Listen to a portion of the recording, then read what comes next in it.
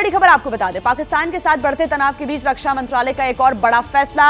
जबलपुर के आयुध निर्माण फैक्ट्री में कर्मचारियों और अधिकारियों की जो छुट्टियां हैं वो रद्द कर दी गई हैं। छुट्टी पर गए अधिकारियों और कर्मचारियों को तत्काल ही ड्यूटी ज्वाइन करने के निर्देश दिए गए हैं। फैक्ट्री प्रशासन से चर्चा करने पर कर्मचारियों को उत्पादन की अधिकता का हवाला भी दिया गया। निर्धारित लक्ष्य की पूर्ति करने के लिए छुट्टियां रद्द करने की दलील दी जा रही है। तो उत्पादन लक्ष्य को पूरा करना है, जो टारगेट है उसको पूरा करना है, ऐसे में छुट्टियां रद्द कर दी गई हैं। 4000 कर्मचारी यहां पर तकरीबन कार्य करते हैं।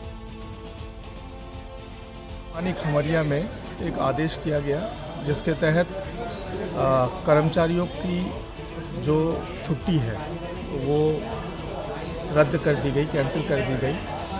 निश्चित तौर पर इस प्रकार का आदेश होने से एक माहौल निर्माणी के अंदर निर्मित हुआ, लेकिन इसमें अधिक पैनिक होने की आवश्यकता नहीं है।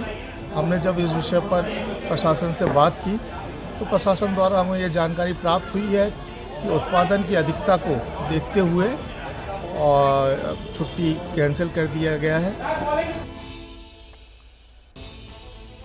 भारत ने पाकिस्तान पर ट्रिपल स्ट्राइक की है। पाकिस्तान में बनने वाले किसी भी उत्पाद के भारत में आयात पर रोक लगा दी गई है। भारत के किसी भी बंदरगाह पर पाकिस्तानी जहाज को एंट्री नहीं मिलेगी। हवाई और जमीनी मार्ग से पाकिस्तान से डाक और पार्सल भारत आने जाने पर भी पाबंदी लगा दी गई है।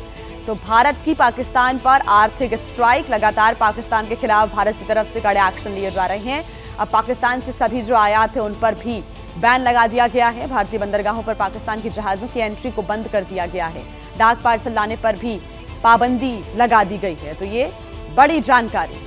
हवाई और जमीनी मार्ग से पाकिस्तान से डाक और पार्सल भारत आने जाने पर पाबंदी लगा दी गई है। आर्थिक रूप से पहले से ही कमजोर पाकिस्तान अब और भी ज्यादा कमजोर होता हुआ नजर आएगा। आर्थिक स्ट्राइक ये भारत की तरफ से। तो पाकिस्तान पर यह आर्थिक स्ट्राइक, पाकिस्तान से आने वाली सभी चीजों पर पूरी तरह से बैन लगा दिया गया है। डायरेक्ट और इनडायरेक्ट आयात पूरी तरह से बैन कर दिए गए हैं। पाकिस्तानी झंडे वाले जहाज भारतीय पोर्ट पर बैन कर दिए गए।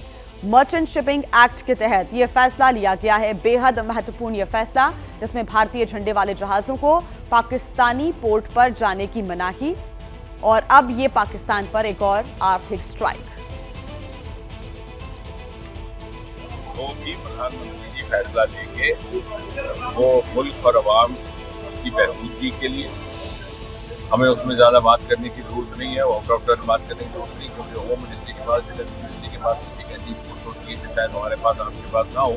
जो भी फैसला किया जाएगा देश हित में, राष्ट्र हित में किया जाएगा। और आगे बढ़ते हुए इस वक्त की एक और बड़ी खबर आपको बता दें, खुफिया एजेंसियों ने पहलगाम हमले से पहले पर्यटकों पर निशाना बनाए जाने की आशंका जताई थी। श्रीनगर के बाहरी इलाकों में होटल्स की सुरक्षा को लेकर यह आशंका जताई गई थी। चेतावनी के बाद श्रीनगर के बाहरी इलाकों में सुरक्षा बढ़ाई गई थी और तलाशी अभियान भी चलाया गया था। ये बड़ी जानकारी मिल रही है। लगातार इस पूरे मामले को लेकर जांच पड़ताल की जा रही है और अब खुफिया एजेंसियों ने पहले ही हमले की जो जानकारी है, जो खुफिया इनपुट्स हैं, वो कहीं ना कहीं सामने आए थे। आशंका ये जताई थी कि पर्यटकों को निशाना बनाया जा सकता है। ये सामने आ रही है बड़ी खबर। श्रीनगर के बाहरी इलाकों में इसको लेकर अब होटल्स की जो सुरक्षा है वो भी बढ़ाई गई थी। चेतावनी के बाद श्रीनगर के बाहरी इलाकों में भी सुरक्षा तैनात कर दी गई थी और तलाशी अभियान भी चलाया जा रहा था।